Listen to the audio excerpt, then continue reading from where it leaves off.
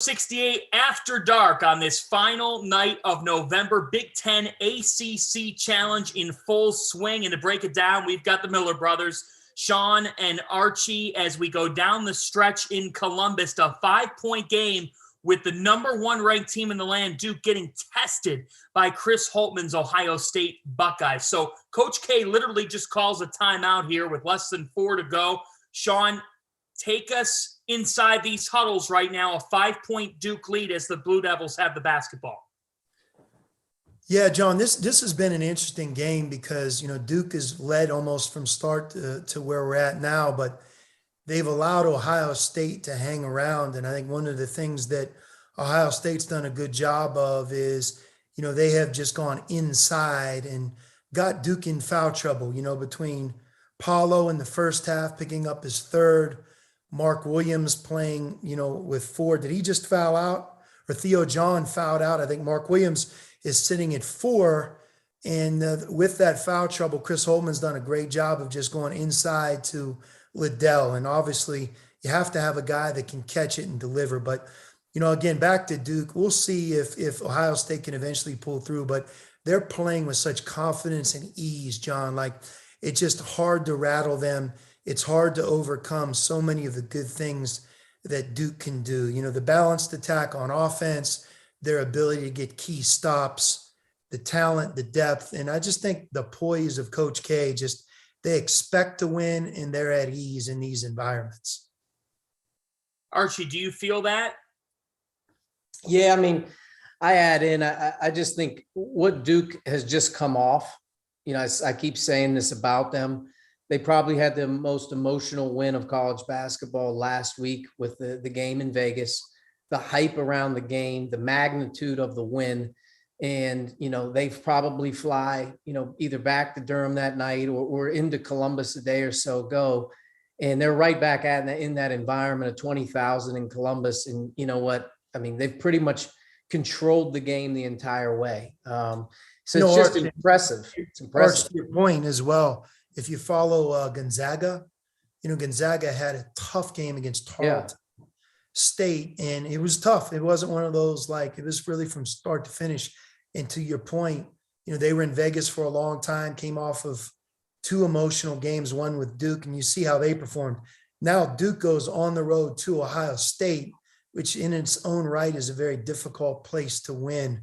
It says a lot about their team. This game isn't over, but it just amazes me how Duke can overcome foul trouble, the crowd, and a lot of things, including the travel you just mentioned, Arch. Yeah, it's so deflated. If you look around the country coming out of feast week in general, 3 games, 3 days, or travel to Vegas, you see so many teams flatten out, for a week or so after these events. They're fatigued, they're tired. And, I give Duke a lot of credit. The ACC challenge is always going to put them up against somebody really good right after the holiday weekend. And they're on the road. They got a 2-possession lead in the last 4 minutes here. And they've pretty much led wire to wire. In Ohio State's defense, I think they've done a really good job of battling, but they're 6 for 16 in this game from the foul line. It's absolutely crushed them just in terms of them keeping it at a 1 possession. And they're shooting 37% from the line. This is a key stretch, Arch, in the game, John. They have Paulo at the 5 now, right? Woo! So you put Banchero in there at the 5, again, back to the point of the foul trouble, but it's the versatility. And I'm telling you what, they've let Ohio State stay in the game, and now it's right here to the end. It'll be interesting if they can finish this one off, Duke. Well, Chris Holtmann's really gone inside to Zed Key, and Zed's done a great job in this game. He's got 20 in the game. He's been their offense here for a little bit. But E.J. Liddell, you got to get him going right here. And this is going to be like a one-on-one ISO, and he's really hard to deal with. Great pass. And they get Banchero to commit an offensive foul. He now has 4 fouls here with 2 minutes, 6 seconds on the clock. Here's the other thing, guys. This is a game where Duke is 4 of 12 from beyond the arc. Ohio State, 8 of 20. So whereas the Buckeyes, you can't go 6 for 16 from the free throw line at home. But they've made up for it. You got to find a way to hit perimeter shots. And what does Chris Holtmann do? He goes to Cedric Russell off the bench, and Russell's 3 for 3 from beyond the arc. Yeah, it was amazing. Russell's played a very limited role up until this point. But, you make a good point, John, about Duke. I think they were 1 for 11 in their win against Kentucky. Right. I'm not sure what they were against Gonzaga, but the 3-point line didn't play a big role in that game. This is a unique Duke team where their defense is very, very good. They have versatility, but they don't strike you from the 3-point line like a lot of Duke teams have. I mean, they don't shoot a ton of them and they don't make a ton of them, but they balance that in different ways. And this one's going to come down to the last possession, but Duke isn't a prolific 3-point shooting team this year, which is unique. This is a tough part of college basketball. And there was an emphasis, John, about 4 or 5 years ago where, the cylinder and, it's kind of the injury prevention where you don't want guys hitting the head. But I'm going to tell you, when you're on offense and you can't pivot through, like you can't pivot through your cylinder, your space, the defender's in that space, it's tough when that offensive player gets called for the offensive foul, which just happened. Here it is. They're going to Key there, Arch, or Liddell? And Buckeyes are going to have some free throws here to try to tie this game up. I mean, they're right here. I mean, yeah, we'll see. The Dukes played through this entire game in foul trouble. And like we talked about, Zed right Key. now they don't have John or Williams in. They're playing Bancaro at the 5. And, that's the versatility of these guys, at the end of the game. They have such versatility in their lineup. But let me ask you this, Archie, let me ask you this. Holtman and Ohio State, what makes them a difficult prep? Well, in this game in particular, I was saying it earlier, a season ago, E.J. Liddell primarily would play the center position for him. That is an absolute nightmare. Now, Zed Key's really evolved, but Chris Holtman has done a great job wherever he's been, but in particular, they play inside out regardless of who their front court is. They are able to draw fouls, and their guards do a really good job with their spacing. But I think one thing that makes them very difficult is who do you defend E.J. Liddell with? A big has problems with them. He overpowers others, but what they have going right now is a good 1-2 punch because Zed Key is really anchored down there tonight, and they've thrown the ball to him quite a bit. He's 8 for 15 in the game for 20 points. And E.J. Liddell, he's got a double-double in the game with 13 rebounds and 10 points. But he also has 6 assists, so you can kind of tell his versatility. They play through their front court. You're right, though, John. What is Ohio State from the free throw line right now? The score is 66. 7 of 18 from the line in the game. It's hard to be 66, 65 against Duke when you're 7 for 18 from the free throw line. And I think the other part about Ohio State, Justice Suing is not playing. I know Archie talked about he was a big part of their success a year ago when they had a great season. You almost forget sometimes these early season injuries when guys aren't playing, but you put him on the court, Ohio State goes to a completely different level. But if they're able to just watching how they're doing it down the finish. I mean, Duke's gonna have a hard time right now defending E.J. Liddell with smalls and bigs. He's such a hard matchup, and Chris is putting this game completely on isolations right now between him on the perimeter and Key inside. And they've worked their way right into this game and getting a lead. And they made up for it by making the 8 threes versus Duke's 4. But these are some big free throws. They got to convert here. They get this lead. This would be a great opportunity for Ohio State because their schedule's been really, really hard here early. This is wild. This is absolutely wild. Mark Williams. Yeah. High up, it's a jump ball, and it's Ohio State basketball with 41 seconds left. Duke down by 1 now, 41 seconds left. So this is obvious here, right? You're obviously gonna defend here. You got 41 seconds now. Ohio State, just fully knowing, again, folks, 9 of 20 from the free throw line, 41 ticks left. How do you coach up your team when you're down 1, you're on defense, and there's 41 seconds? Well, this is different for Duke. I mean, they've led this game from start to finish. When we first came on at the media timeout, going into the last 4 minutes, at that point, I don't know if Ohio State even had a lead at all in this game. There just aren't many of those types of games that Duke does not win. The foul trouble that Duke experienced up front really, I think, really impacted the game. But give Ohio State credit. When you have one of those abysmal nights from the free throw line, sometimes it can be contagious into other areas of the game. It just becomes a frustrating night for the crowd, for the coaches, and for the team. But Ohio State has played through that and has given themselves a chance to win. When you're up by 1 here, I sometimes think it's that mentality approach, right? Like Ohio State's now they actually have a hand on the steering wheel here. They're in control. They've got the basketball. Like, how much do you want something to the rim here to be the aggressor and not have an empty trip, knowing you've got the ball here? You're up 1. You can extend it to 3, and if you get the right look, 4. Well, you got to get a shot. That's point number 1. You don't want to settle. And I wouldn't be, to be honest with you, they have to get the ball to their best player right here. Make sure they get a quality possession. Give him a catch where he's going to be able to make a play for somebody else or himself. Don't waste time. You have a 41-second shot. You have 41 seconds on the deal. Duke's probably going to play for the stop right now. But I think right now this ball is going to go to E.J. Liddell, and he's going to drive the ball and either kick it or he's going to get fouled. Duke's playing small. Banchero's at the 5. Again, down the home stretch. They're guarding, the one thing that's interesting, they're guarding Banchero on Key. And me personally, I know Wendell Moore is a terrific defender. He's an older player, but he's not big enough to guard E.J. Liddell. E.J. Liddell's an NBA draft pick and then some, baby. Big-time onions. Big-time onions. He's a great player. A 3 is long. Ohio State with 3 seconds left, up 3. They're going to win this ball game. It's an amazing win for Ohio State. Amazing win. This doesn't happen a whole lot to Duke. It really doesn't. I mean, when they usually have command of the game, at the beginning, when we came on the air leading to the 4-minute mark of the game, I was talking about how at ease Duke is, just even though Ohio State's hanging around, you were waiting for them to put them away. And they didn't function quite as well in the last 4 minutes with the foul problems that they had playing Banchero at the 5. And credit Ohio State. Archie talked about Chris Holtmann playing inside out. He went to both big guys and he got the ball in the paint, and they scored the ball when they needed to.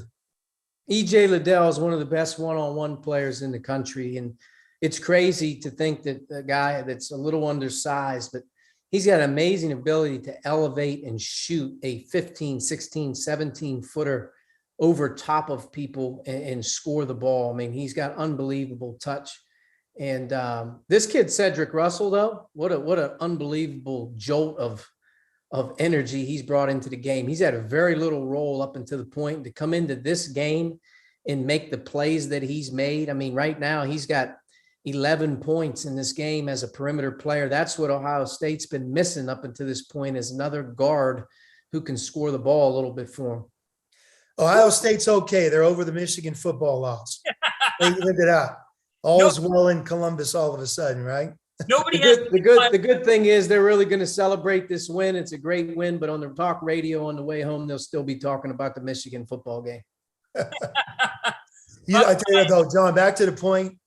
I don't think Duke loses many times in a situation that we found them in tonight, where they seem to be in control of the game from start to finish. Foul trouble up front. Theo John, Mark Williams, and Banchero, who finished the game of 4 fouls. That and what we talked about, 3-point shooting, because they've been able to overcome that a little bit. Tonight, they needed to make a few more, and they weren't able to do it. Their 3-point shooting right now isn't on par with a lot of the other great things they've done this early season. Yeah, and let's look at it this way here. Tonight, Ohio State had the best player on the floor in this game. Let's give the due credit to E.J. Liddell, 14 points, 14 rebounds. And you know what's amazing to me? 6 assists. And if you're talking about Ohio State, who scores beyond them? I see 6 assists. He gravitates. He takes up so much attention from a defense. This kid is their everything, and he puts it on his shoulders. He's so versatile. And I just look at this kid as look, if Purdue's not in the Big Ten right now, Trace Jackson Davis isn't there, E.J. Liddell is the best player in this league. He may have been the best player in the league a year ago, John, to be honest with you. He was an absolute beast with the way that they do things. And Chris, like I said, one of the unique things about Chris Holtmann is he will find a way to manipulate the game and get his best player the ball a lot of times. And That's where, Zed Key came in big tonight. He gave them a presence. He ends up giving them 20. They get 34 between those two, which, may be expected. But the 12 points from Russell off the bench, big deal in this game. And, I think the foul trouble played a big role in the last 6-7 minutes. But Ohio State is a really, really good team. They've played 7 games now. They're 5-2. They've played Duke, Florida. They had one more game at Seton Hall and at Xavier has been their last 4 games. At Xavier, Seton Hall, Florida, and now Duke. They've played an incredible schedule in their first 7. Man, and give them credit. This, John, we talked a couple weeks back, the month of November in college basketball, because keep in mind, as we sit here tonight, the calendar has not gone to December 1st. These types of games become the monumental games for teams and also the conferences they're from. Tonight's win, Ohio State beating Duke, will be an overall win against maybe the overall 1 seed in the tournament, certainly a 1 seed in this year's NCAA tournament. Think about how powerful of a win that is versus them not coming through. And we watched Ohio State in the first game of the year playing Akron at home, and that game could have gone either way, and they eked that game out. So, 2 different ways of having a great non-conference season and really having a season. You win that game that you're like, God, we should have been better, where Akron could have knocked them off in the season opener. And then they're really losing for 36 minutes in tonight's game. They find a way to win, all this without Justice suing. And now when you look at Ohio State making the tournament, getting a great seed, and what this does for the Big Ten, you can't act as if college basketball begins after Christmas. These games in the month of November and December, they carry the weight to who makes the tournament and many times the seeds that those teams get. Yeah, it's been a decent night, decent 2 days for the Big Ten. But, one of the unique things about coming into the Big Ten Challenge is, and I'm not sure what the ACC is, maybe the same. I know the Pac-12 is. Right now, Ohio State is staring at Penn State on the road, Wisconsin coming up. They got 2 more conference games. And I will tell you this, like this game tonight does them a world of good going into league play at Penn State, then playing Wisconsin. They have Kentucky coming up in the CBS Sports Challenge. To me, they're more prepared than ever, but this was a big game for them in their resume. But think about this, you're going into conference play on the road at Penn State next. You have Wisconsin and you have Kentucky coming up. I mean, you start staring. I always used to circle the deal when you're in the Big Ten Conference and you start getting to the challenge. You start to say to yourself, I'm going for about 26 straight high major games in a row. And league play starts right here early December on the road. You're right.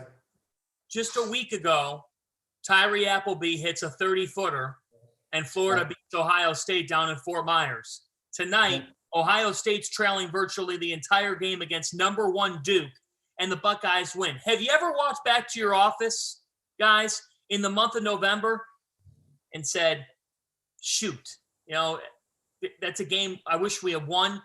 But then you've said maybe in January, wasn't such a bad thing we lost that game. No, never. I would walk straight from the locker room to my car. I'd skip the office. I'll never forget, I was the head coach at Xavier, and we played in the San Juan shootout when the San Juan shootout was a bigger event. And it just so happened, it was like the perfect storm, John, down there, where we played a Missouri team that I believe ended up as a 3 seed. We played Memphis with Tyreek Evans and those guys. Tyreek, and they were a 2 or a 1 seed. And we played Virginia Tech. Seth Greenberg was the coach. They had a very good team. And I think they showed it. One of those 3 games, a guy on my team at Xavier hit an 80-footer at the buzzer. It was his only made field goal. It was Dante Jackson, who's currently an assistant coach. And I remember I got a text message after the tournament. At that point, we were in middle of November. Thad Mata sent me the text and he said, how does it feel to be in the NCAA tournament before you eat Thanksgiving? And he was just so right.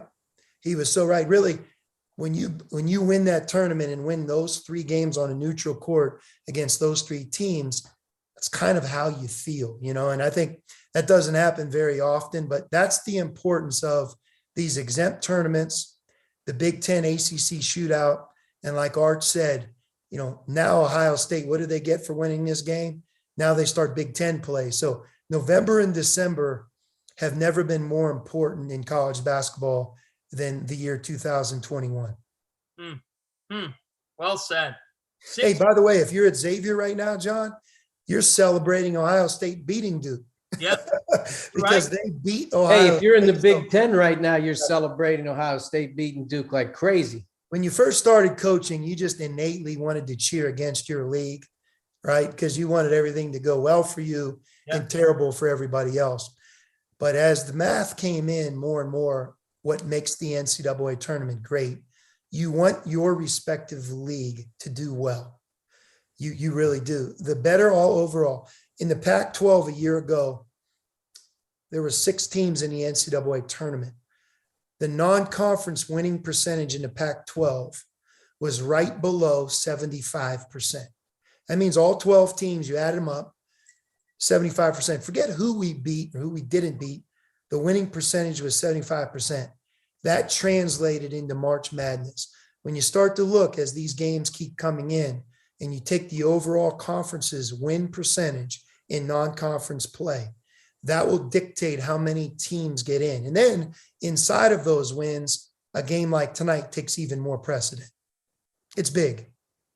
It's huge. And that's the thing is the casual fan doesn't think that way.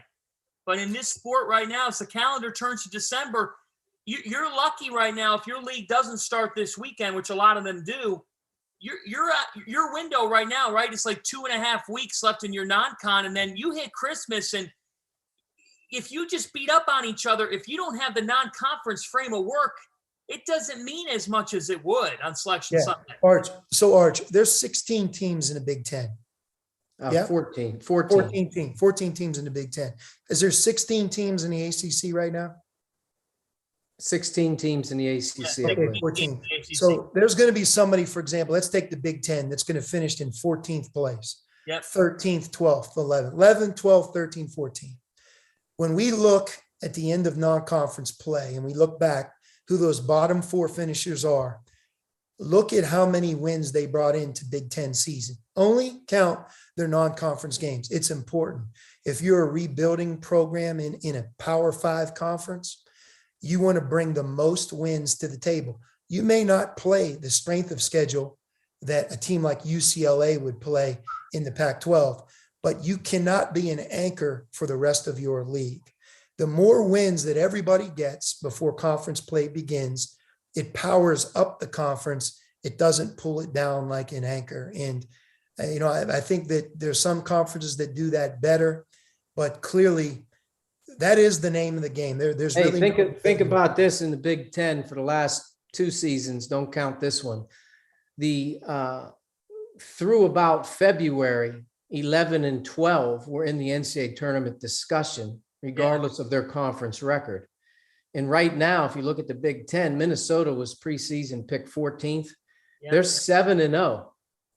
Doesn't really matter who they've beaten, but they're 7-0 right now coming into the league. Nebraska's 5-2. That's a distinct difference than they've been in the past. And Rutgers gets a big win tonight against Clemson. And, I think like at the end of the day, the Big Ten and the Big 12 in particular, if you look at the Big 12, they're going to go into Big 12 will be the number 1 league in college basketball this year.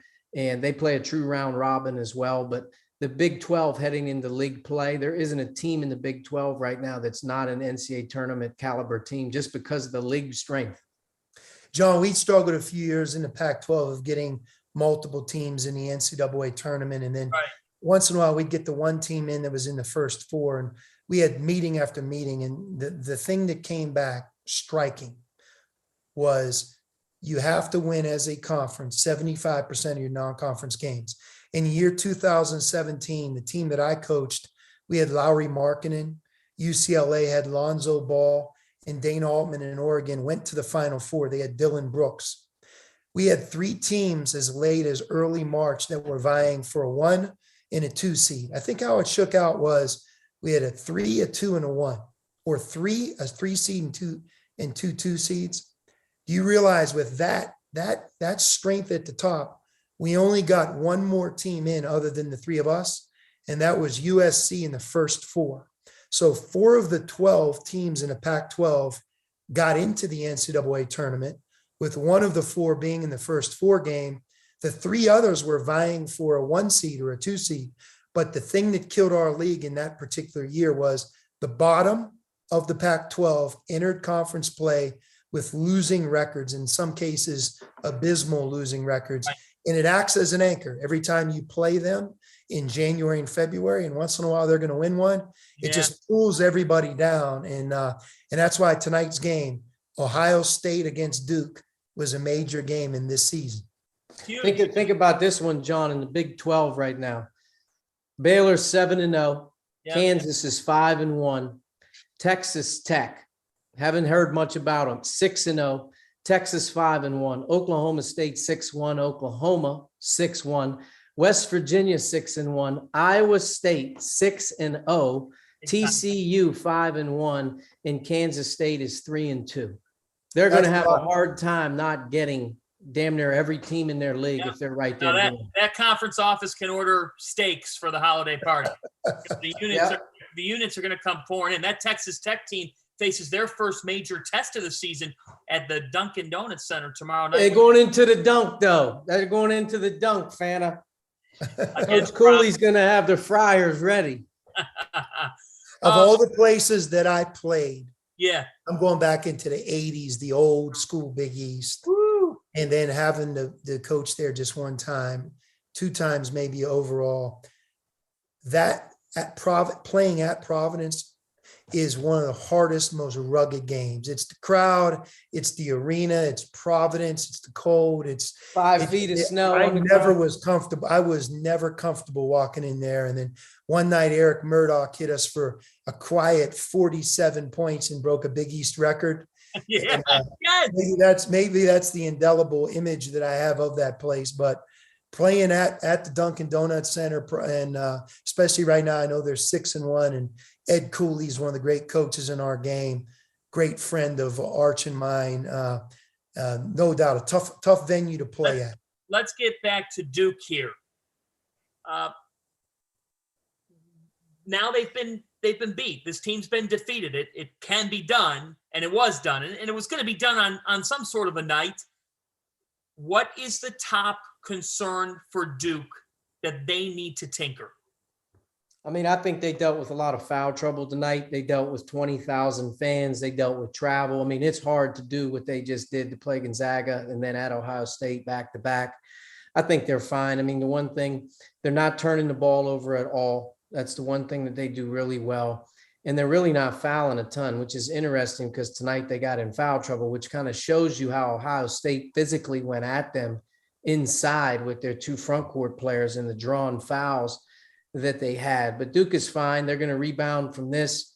They have South Carolina State, App State, and Cleveland State starting, once they get back in 2 weeks. They don't play for 2 weeks, doesn't look like. Maybe they have another game I'm not sure of, but they don't start conference play until the 22nd with Virginia Tech.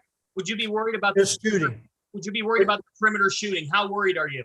I mean, they better make time. They better make timely threes, and guys who take them better have high percentage because they're right now.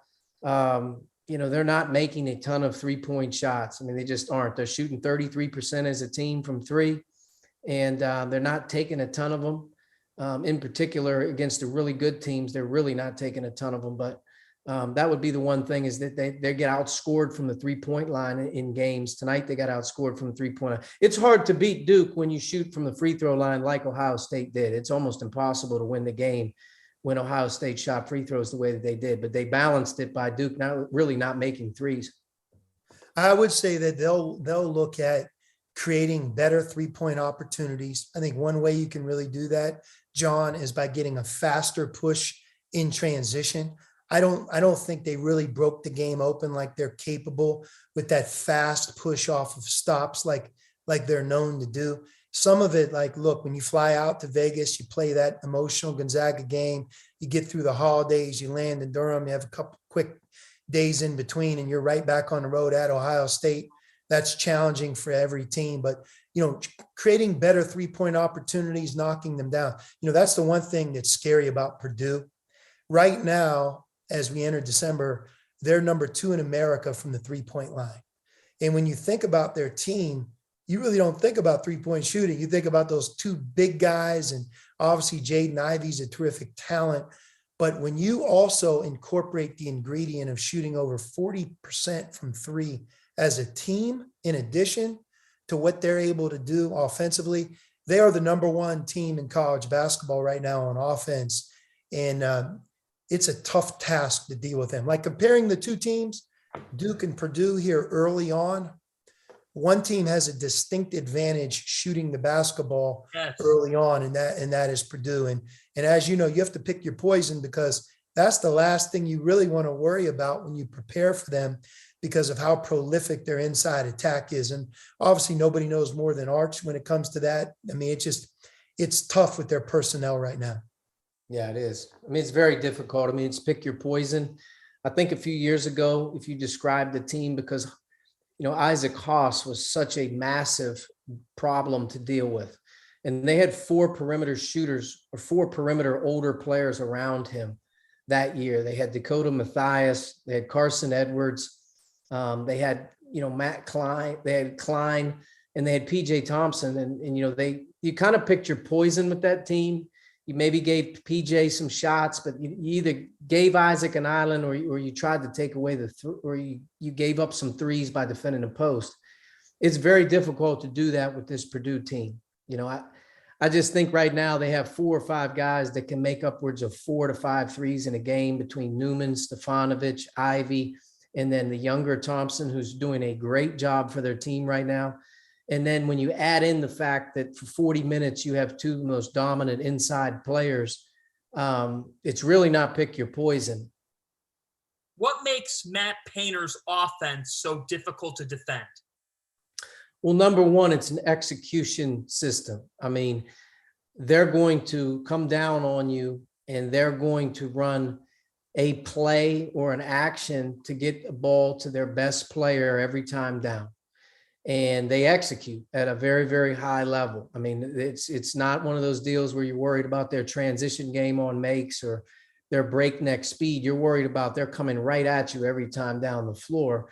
And they do a great job of executing. They do an unbelievable job of getting the ball inside in unique ways that's very hard to defend the post with trapping or keeping it out of there. I also think they run their perimeter players off of a lot of unique handoffs and combinations of staggers and triples. And there's a lot of different stuff. It's a tough cover in general. I also think Purdue, not underrated, but very, very valuable defense to offense team. If you watch Purdue when they make a lot of their threes, it's defense to offense. They hunt threes in transition, and they do a really good job of finding their shooters like Stefanovic and Ivy and those guys. They can break some games open. So, but I just think Matt does a great job of his execution. He's got an older team.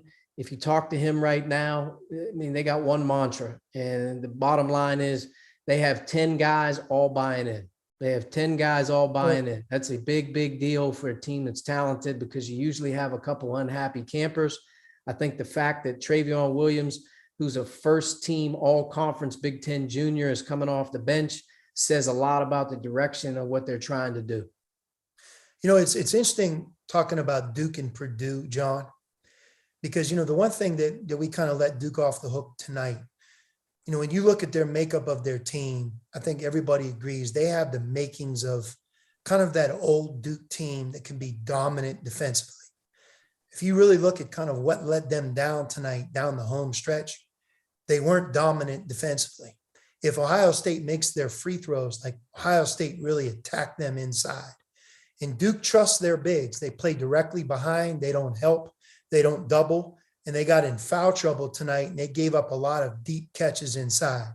Right. One of the ways that they could overcome their three-point shooting tonight is by getting those big stops, because they're certainly capable. If you look at their defense is good. It hasn't necessarily taken that final step of being great yet. When you flip it to Purdue, I think one of Matt Painter's questions that he probably deals with every day is, how do they not get beat from behind the 3-point line? Because if you look at their personnel, they're playing that one big, they give up a lot of 3-point shots. And in March Madness, whether it be your conference tournament or that one night, if that team gets red hot from 3, it does you in. And they're vulnerable with that. And I'm sure if, every day they go by, every week that they go by, they're trying to get better and better, more prepared for that period of time so that when they get to the NCAA tournament, that they have a solution against that high-powered team from the 3-point line. Because Purdue on offense, I don't want to say they're a finished product, but they have more answers than maybe anybody in the country. Let me ask you this. If you had to choose, you could go in tomorrow and start coaching one of these 3 teams. Gonzaga, Purdue, or Duke. Who are you walking in and coaching? Man, that's an easy question. You really could pick any 3 of them. I would probably go with, in my mind, I would go with Duke, simply because I think they're the most complete. The shooting part, I think creating more open threes, they'll settle in there. And I do believe that they have a chance to be dominant at both ends, maybe more so than the other 2. But you're talking about 3 extremely talented, well-coached teams that have their eyes on that final weekend of the college basketball season. I would also say this, Jaden Ivey, he's such a terrific talent. And I know he had kind of, in a way, a coming out party with them winning the tournament even before tonight's game. And you read about, how highly touted and how highly ranked he is. You start thinking things like, I've even read different things of, should a guy like that shut it down? And I mean, are you kidding me? I mean, think about this. Him having the opportunity to take Purdue to the Final Four, to win the Big Ten. I mean, you want to be prepared the most you can be to be an NBA player, to be valued in that next league. Be the player that does that. And I think him emerging not only as an amazing talent and player, but also being that leader, bringing that will to his team night in, night out. Again, I think that's the other point with Purdue, that they really, that's something. Duke and Gonzaga have been there recently in the Final Four, whereas Purdue hasn't. Now, Arch, who are you picking? Purdue. I mean, just based on this, number one, they're the deepest and they're the most experienced. Right now, Purdue's basically playing one freshman. He's doing a very good job in Caleb First. I think that both the other 2 teams are still playing with some younger players. You can say what you want. Benkero and Keels are true freshmen. Gonzaga has some, obviously, Chet and a couple other freshmen. Purdue is running around with 9 Big Ten experienced players, and they have some older players on their team. If they have a guy go down or they deal with foul trouble, the guy coming in isn't much different than the guy who started the game.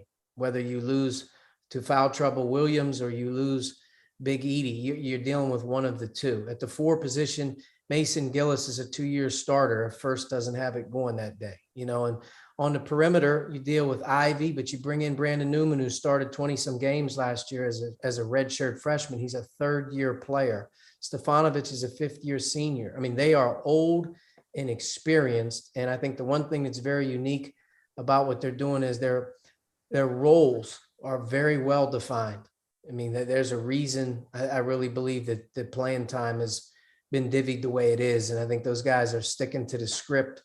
But they're vulnerable to a team that has, in my opinion, front court players who shoot threes.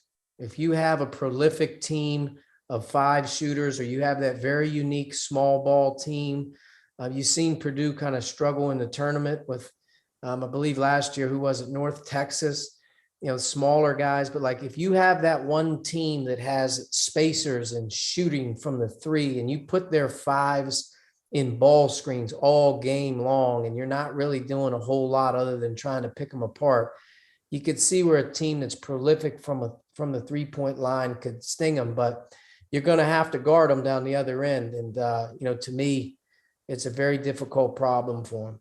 Here's your Judge, it's tough to judge Duke though, and even Gonzaga. Gonzaga is younger this year than they've been, and when you look at their ceiling, they have. I mean, Paulo Banchero tonight played his first true road game of his college career on the heels of going to Vegas, flying back, and going to Ohio State. Trevor Keels, the same thing. Some of the key players for them, and by the way, Gonzaga as well. They're going to do nothing but get more experienced and better and better. I think Purdue comes into the season a little closer to their ceiling.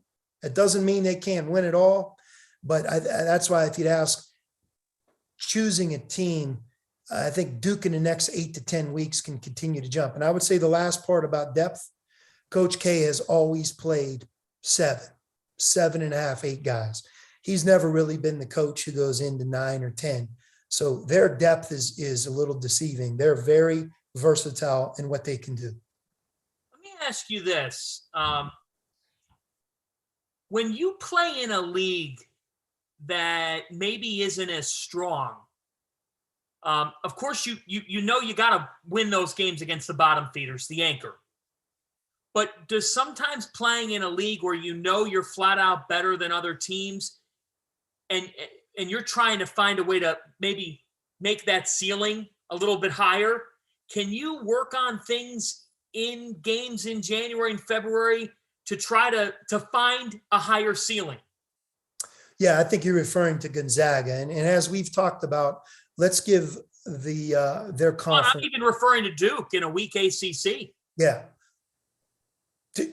I understand that. I would say the ACC is stronger than Gonzaga's conference, but we know St. Mary's is very good. We know San Francisco is under the radar good. We know BYU is very good. We know Santa Clara under the radar a little bit better. So let's give that league the credit they deserve. But let's say they come in as the 6th best league in the country, right? Yeah, sure. I do think they have an opportunity in January and February to kind of be on that yellow brick road where they can work on certain things and not get punished with back-to-back losses. I mean, when you're going through the gauntlet of the Big Ten and the Big 12, no doubt about it. I mean, your eye is, look, no matter how much you're trying to play for March Madness, you want to win the games in January and February as well. Can't take anything for granted. So there's 2 ways of getting better. You start playing in those heavyweight leagues, road games, home games, road games, like Arch talked about, dealing with a losing streak, repairing yourself. You get better almost in a tough love type of way. I think if you're Gonzaga, you get healthy. You're able to really prepare for March Madness and knowing that, a lot of your damage was done in November and December. And now we're going to sit here and we're going to be the freshest, most ready we can be in March. I think one advantage Gonzaga has is there's 50% of their conference games, let's just say their home games, they're going to be favored by double figures. Right. And if they're winning a game by 20 to 25 or 30 points, what they're doing is they can play younger players longer. They can make mistakes throughout the course of the year. You can get more minutes for guys. I think where it runs into a problem, for a team like a Purdue, if they were young, or even a Duke, very few times in an ACC or Big Ten game do you have the luxury of playing guys, double figure minutes when you're, not at the pressure of losing the game. You know what I mean? So I think like one of the things that Gonzaga can get away with a little bit, I mean, to their credit, if they're up by 25 points with 14 to go, or they have a huge lead, they can sit Timmy for a little bit and play other guys, and they play more minutes. I mean, it's just the way it is, where I do think in some cases, you're not going to have that luxury once you hit January and February in the Big Ten. It's just not possible. Baylor, John, don't sleep on Baylor. Very seldom does the national champion from a year earlier not get talked about like we're not talking about Baylor. I mean, only thing they did is go to the Battle of Atlantis, where arguably it was one of the great fields of any exempt tournament. And they won that thing in a very dominant type of way. They have a lot of pieces on offense, defense. If you look at balance, how balanced they are, they're actually the most balanced team of the ones we've talked about because their defense is elite and their offense right now. And I think if you look at them, Be interesting with Baylor here coming up. You know, they got a back-to-back with Villanova at home and at Oregon before they hit Big 12 play. If they would find a way to split those two and to go into conference play, I mean, they've done an unbelievable job. They got a couple heavyweights coming up, tough games. But Baylor, as you know, to me, their numbers and what they're doing, I'm not sure they're that far off from these other teams. Yeah, and the fact that Adam Flagler, we knew how good of a player he was. Look, Akinjo comes into this equation, and you wonder, how does this whole dynamic work? And you have LJ Cryer. And I think that what they showed in Atlantis is that Scott Drew can get these guys in and out to coexist. And the other thing is, I think of Baylor, and here's what I think of: 3-4 horses. You got guys that can come right off the bench, similar to that Duke physicality dynamic. They breed 6'9" guys that are physical, versatile, and they're good for 5 fouls. And they don't lack confidence. I mean, not only last year did they win the national championship, but a year earlier, if it wasn't for COVID shutting everything down, they were one of the favorites. So they have guys in their program, their coaching staff, they believe. They don't walk into any game in any arena lacking confidence and the know-how to be the dominant team. And there's if you gave me one team to beat Purdue head up right now, it'd be Baylor. Because I think they have the perimeter people to put those big guys in ball screens, and just they got a lot of guys that can go off the bounce. They can put you in a lot of ball screens. And I think Baylor defensively is versatile enough. They're unique enough with how they play and their quickness and size. I think if you told me, you know, what would be the best game for Purdue right now, I think Baylor would be the best game for them. Now, Gonzaga plays this weekend. They play in Seattle in the Battle of Seattle against Alabama. Yeah. Right. And Alabama's a very, very good team. It'll be interesting to watch Gonzaga. They can get their feet back under them. You know, that loss to Duke is probably a good thing. Kind of knocks them down a level. I'm sure Mark Few has their undivided attention, especially because they came back and didn't play well. I mean, really, they were in a tough game against Tarleton State. They really were. That game was not in jeopardy as much as tough and hard fought from the beginning all the way to the end. So when you talk about the Zags now, they do not lack talent. When you talk about having the best player on the court, Drew Timme, with Chet Holmgren as he keeps growing. Chet Holmgren is November. Let's double back and see who he is in February and early March. And if he's healthy, I think what you're going to say is you'll laugh about how he played early in the year in some games. I mean, that's why when you ask who would I take, the ceiling for the Zags, the ceiling for Duke, because their premier players are still first-year players, yeah, I think is much higher than maybe a team like Purdue, just because Purdue's returning experience, they have the know-how right now in November. Is a bye game after you get back from the Bahamas or back from overseas, is a bye game off that just a pain in the ass? I'm telling you, Gonzaga when you come off of that trip, it's an automatic of the highest of the high. You are on fire for 7 days, preparing, playing.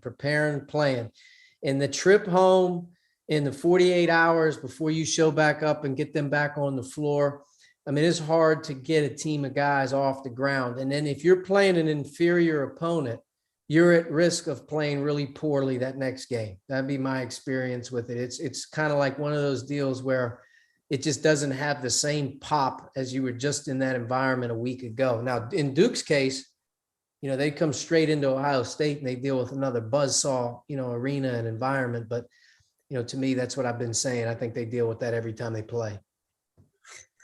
They do. Yeah. Let's dive into the craziest game of the night. Double overtime. Syracuse 112, Indiana 110.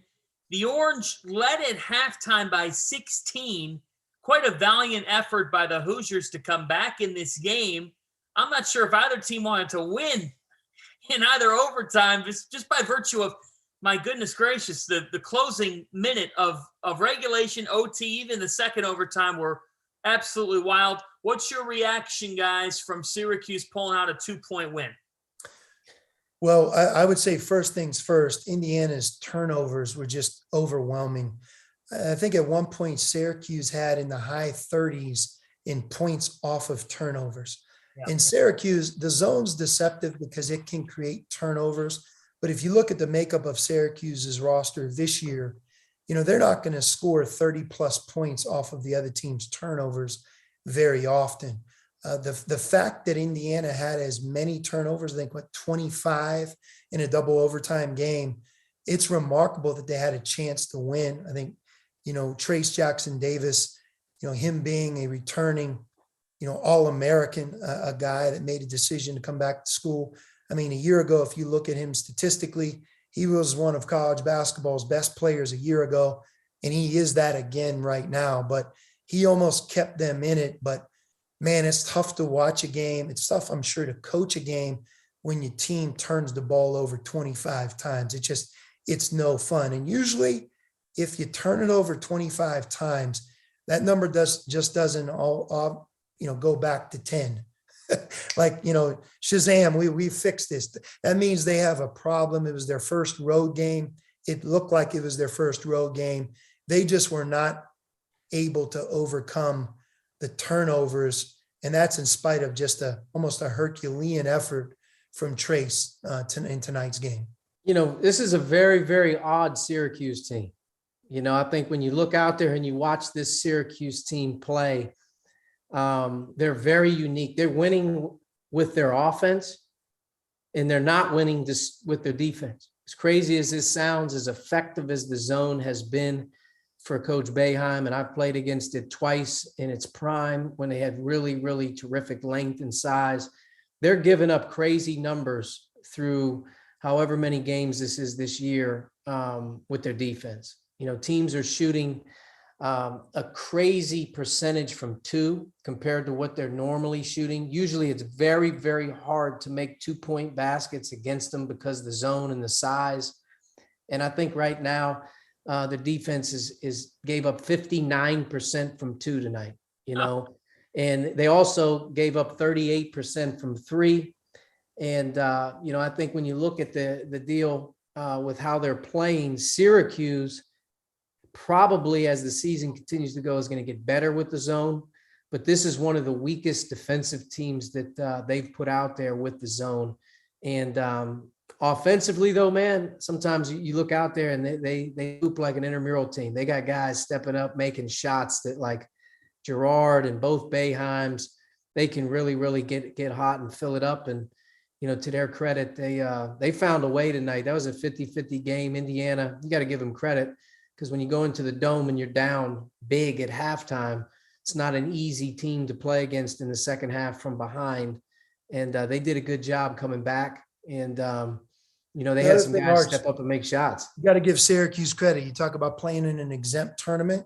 They played in the Battle of Atlantis. They played 3 tough games. You travel back, and again, who is there? They play in the ACC Big Ten Challenge, and you have to bounce back. That tournament in the Bahamas didn't necessarily go great for them. And I really credit Buddy Boeheim. I mean, offensively, he has some real answers.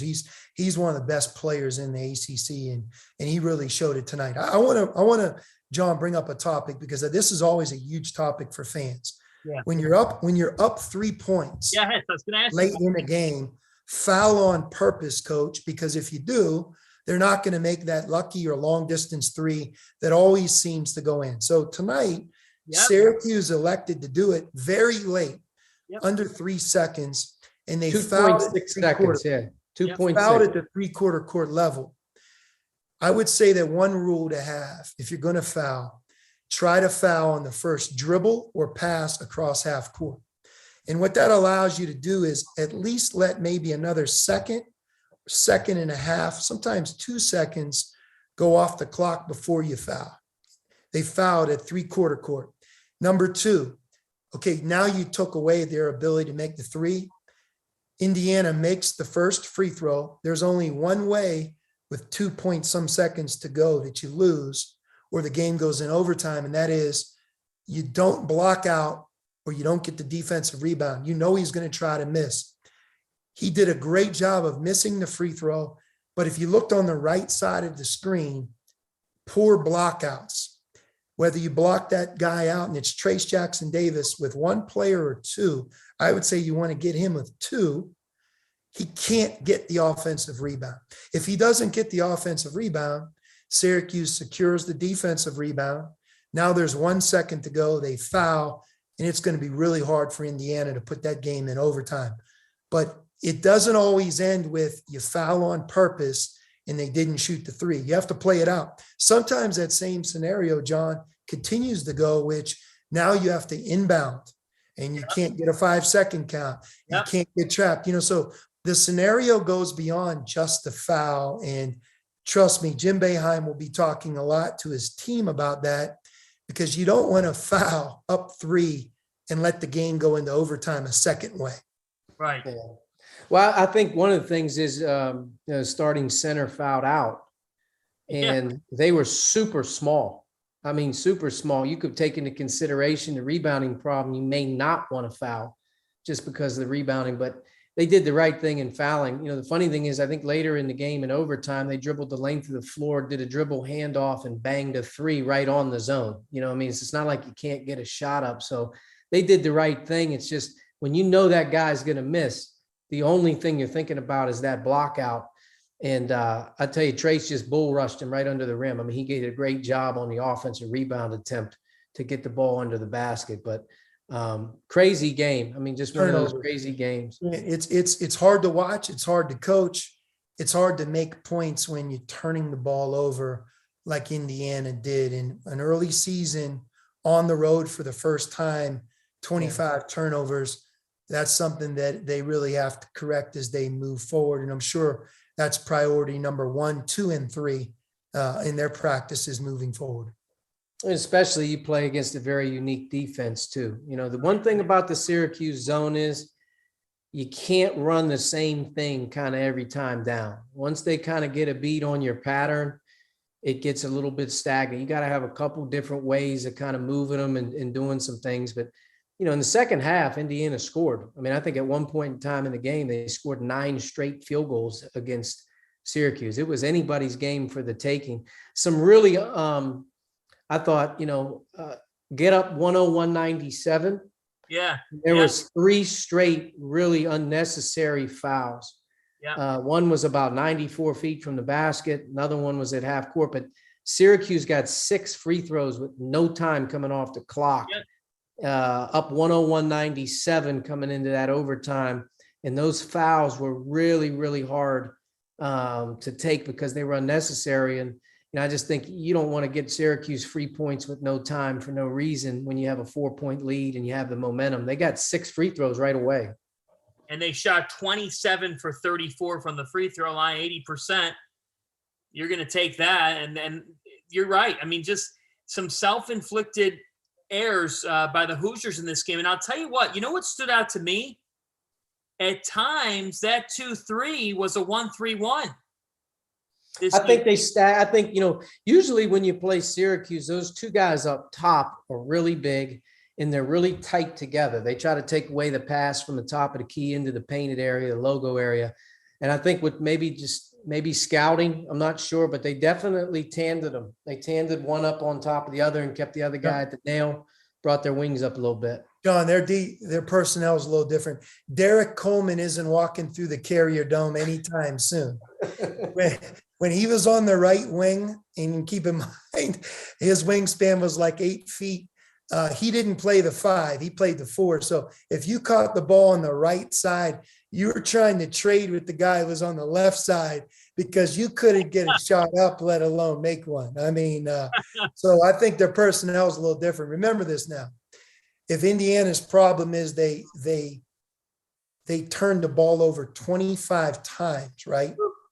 And they still scored 100 plus to double overtime, then I think if you're Syracuse, you probably have some worries on defense. No question about it. That's a problematic thing. If you look at Syracuse right now, Colgate, to VCU, Arizona State, Auburn.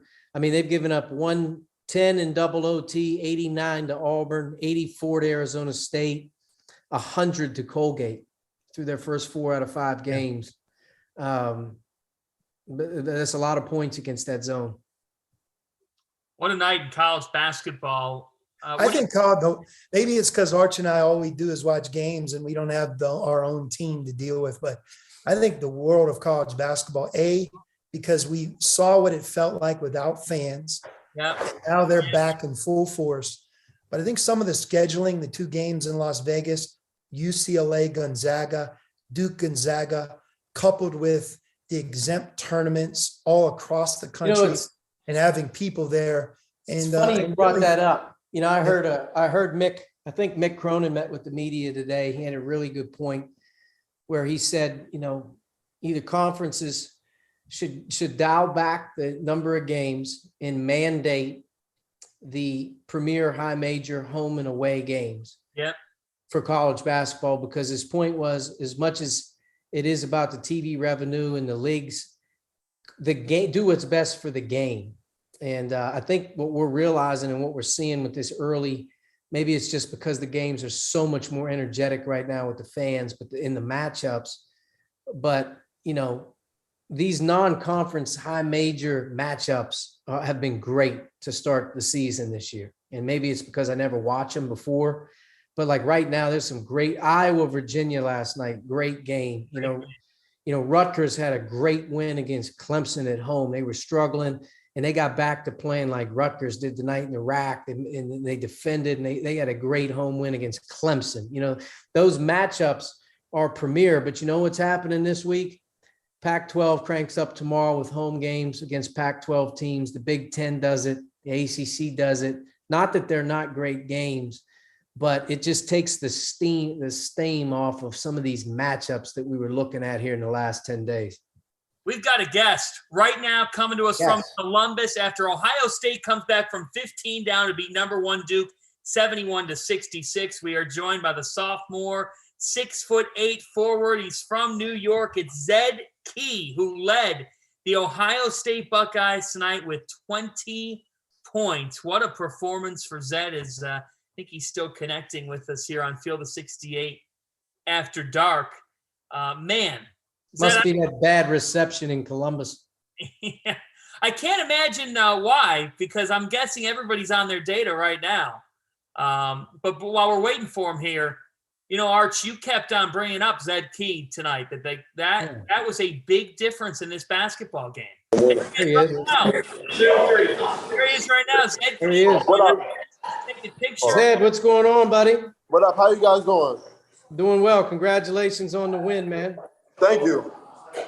I tell you what, it was very impressive the way that I thought Coach Holtman started to really play through you. I mean, the foul trouble mounted on the Duke, and you were getting them work. You were getting some work done down there in the box. And to your credit and to Coach Holtman's credit, sounded like there was a real emphasis to go inside and get you the ball, and you were able to really start to work them over. And I thought that really changed the game there late. Yeah, I got it going early. My teammates found me on the post, and I was making shots. So, I've just kept running through me. So I'm appreciative that the coach trusts me to put the ball in my hands to make a play. So just taking it play by play, really. Hey Zed, this is Coach Miller. Congrats on the big win. Let me ask you this. How much different is it for you to play tonight against Duke in front of a packed house at home versus last year? It was way different. Even the first game, I wasn't with fans and stuff, it was a little adjustment period, people yelling your name. But, I love it now, it brings energy. When we were coming back, the crowd got behind us and, just kept it rolling. So, I love the crowd and, the nut house, and just it was a good atmosphere. Now, Zed, you averaged 5 points a game last year, and obviously you're a much improved player. What is it that you did from the time that your season ended a year ago through the spring and those hard, long summer months into tonight's game? What would you say the things that you've changed or worked on to become the much improved player that you are today? Well, first I have to lose weight. In the beginning of the summer, I was at 265, and just trying to get the weight down. I couldn't. You can't play at that. I couldn't play at that weight. Wasn't really able to move, and was getting tired quickly. So, lost weight. I'm at 252 now. I'm able to move better. And I do a lot of conditioning. I'm out there, running and not really getting tired anymore like I was my freshman year. Because after like 2 minutes, I was dying. So yeah. Well done, man. Well done. You can really see it. Thank you. Zed, as I look at your team, you guys obviously are developing. You have a new backcourt compared to what you had a year ago, but you have a great 1-2 punch in yourself and playing next to EJ. I personally believe that EJ's, one of the toughest covers that a team can go against. What's it like right now for him? He clearly is carrying you guys alongside of you, but you got a great 1-2 punch with him.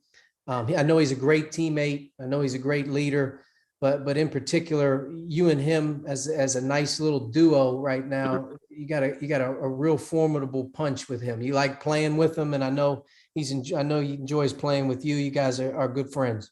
Yeah. I love playing with EJ. As you said, that's a mismatch problem. Because he can get to a spot, hit that mid range. His mid range is water every time. As soon as when he shot it, I knew it was going in.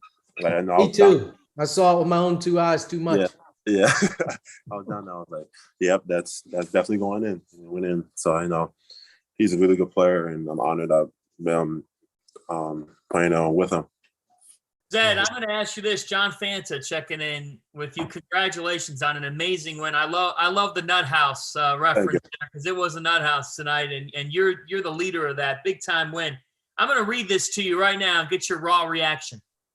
Entering tonight, Duke had won 185 games in a row with a double-digit halftime lead. What was different tonight that snapped that? When we went into halftime, coach got on us. Was like, we got to play better defense and, got to get stops.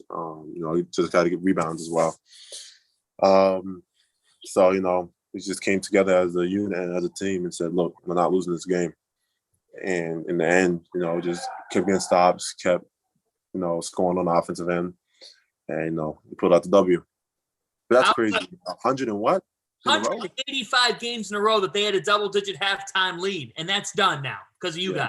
That's ridiculous. You know what, though, Zed, one thing that I watch closely, Duke has 2 big boys inside, Williams and John, and those guys aren't easy to post up and score against, but they played directly behind you and you punished them. You scored the ball. How many of your catches tonight, especially late in the second half, were off of set plays? In other words, coach called the number, you ran it, and the play was designed specifically to get you the ball deep in the post. I know we have 2 plays that we ran, but I think we ran a couple times. I really wasn't counting, but it was off of just our regular offense that we run. After the play, they would play behind me. So and they weren't doubling. They started to like dig off the guards a little bit, but they weren't really doubling. So just went to work.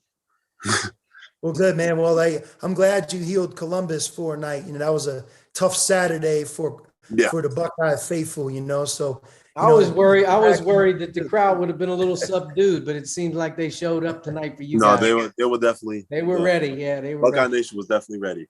Hey, Zed, you guys have played a very difficult schedule. You went to Xavier, you went down to Florida, had a heck of a game with Seton Hall. You lose a tough one on a buzzer shot to Florida. You come back and you play Duke. You guys have clearly played a tough schedule. You got to flip the script now, and I know this changes the mindset, and I know Coach probably told you, but you got to go to Penn State to open Big Ten play on the road. Yeah. It's a different level of concentration. It's very, very important. It's early in the year. Coming off this big win, you got to go to Happy Valley on Sunday. What did Coach talk about in terms of preparing the next few days and kind of getting ready for Big Ten play? He just told us, obviously enjoy the win today and tomorrow. And, when we come back to practice on, what's tomorrow, Wednesday? on Thursday. We have off tomorrow. Just be ready to work. We got to put that game, tonight's game in the past. Because we going to Penn State and they're a really good team, especially at home. Yeah, So, hard place to play. Yeah, very hard place. Hey, Zed, unfortunately for you, you're not the best player to come out of Long Island Lutheran. You know who is, right? Tobias Harris? Huh? Tobias Harris? No, Devontae Green. Oh, yeah, him too. Yeah. That was not my next guess either. Maybe my third guess. Maybe my third. You and About Bosco Eftimov. I don't know who that is. And Danny Green. Forgot about Danny Green. Hey, Zed. Don't forget about Danny Green. Zed, how's Coach Holtman's suit right about now? How's that suit done? Soaked. It was a hazard in the locker room. It was a hazard in the locker room. Well, Zed, hey, you keep it going, man. I tell you what, the hardest thing to do as a player is to change your body, and all that hard work you put in when nobody was checking in with you, nobody was giving you credit. This is how it feels when you put that work in and you show up a year later ready to go. So congrats to you, build on it, and wish you nothing but the best. Thank you. Congratulations, Zed. I'd send you to Raising Cane's right now, but I don't know if that's in your diet, man. Absolutely not. Hope we'll have a heart attack. Hey, Zed Key, good night. Thank you. Good night. That's Zed Key. Man, and you guys threw out some historical perspective there with Long Island Lutheran. I loved it. He had a great backcourt mate, him and Andre Curbelo on the same high school team. That's one heck of a 1-2 punch in high school. All right, it's time now. It's 12:45, about to be on the East Coast. Is that right? So typically on After Dark, we do tip-ins. When I host, we do a segment called tip-ins. But tonight I was cleaning out my refrigerator. And in the back corner of the fridge, I found one thing. And that's why instead of tip-ins tonight, it is Miller time. It is Miller time right now. Cheers. There you go. Fanta, you deserve it. Big Miller, let's go right now. This is like on Around the Horn when you get one last thought here. You can reflect on anything, maybe a win by a coach tonight that you just love to see, maybe a moment in the sport that comes to mind. Maybe it was when you were at the convenient mart picking up something today. The floor is yours. Go ahead. My thoughts are what we just talked about just a second ago, and that is a year ago, and maybe why it's fresh on my mind, that was the last time that I coached and was around, players. I don't think everybody completely understands what it was like for them.